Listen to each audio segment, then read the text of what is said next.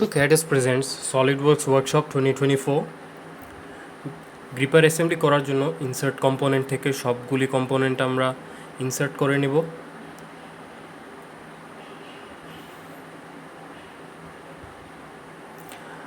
Small pin এবং grip দুইটি part আমরা দুইবার করে ইনসার্ট করে নিব।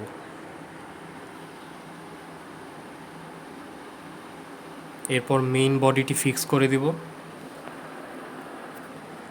এখন লার্জ পিনের উপরের ফেস সিলেক্ট করে এবং বডির ভিতরের সেন্টার সিলেক্ট করব এবং কোয়েনসেন্ট্রিক মেট রিলেশন এস্টাবলিশ করব।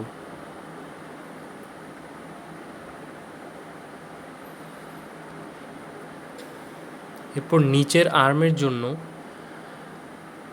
নিজেদের সুবিধা মতো রোটেট করে নিব।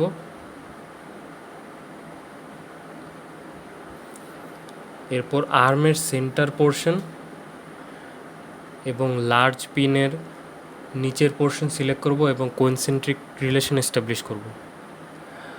বডির ভিতরের ফেস এবং আর্মের বাইরের ফেসটি কোইন্সিডেন্ট মেট দিয়ে এস্টাবলিশ করব।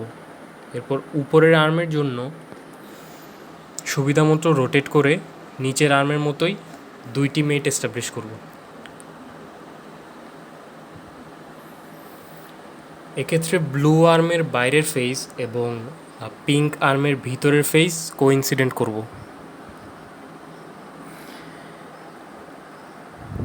এরপর গ্রিপ অ্যাসেম্বল করার জন্য গ্রিপের ভিতরের ফেস এবং আর্মের বাইরের ফেস প্যারালাল মেট রিলেশন এস্টাবলিশ করব এবং দুইটি সেন্টারকে কোইন্সেন্ট্রিক করে দেব।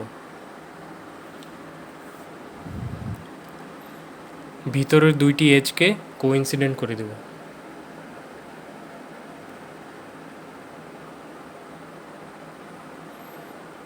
সিমিলারলি নিচেরটাও অ্যাসেম্বল করব।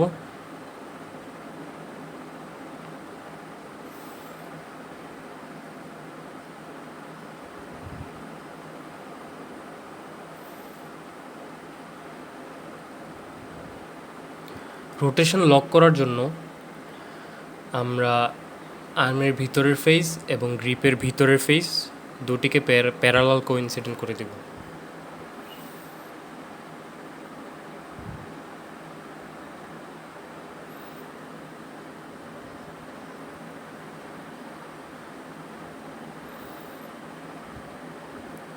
এরপর দুটি পিন জয়েন করে দেব।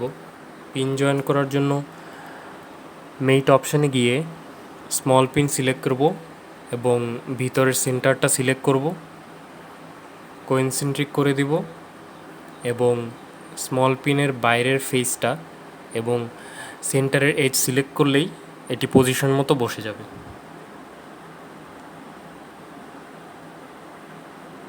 অপর পিনটার জন্য সেমভাবে করব।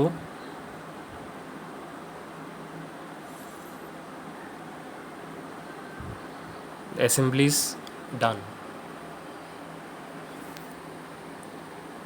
Thank you for watching.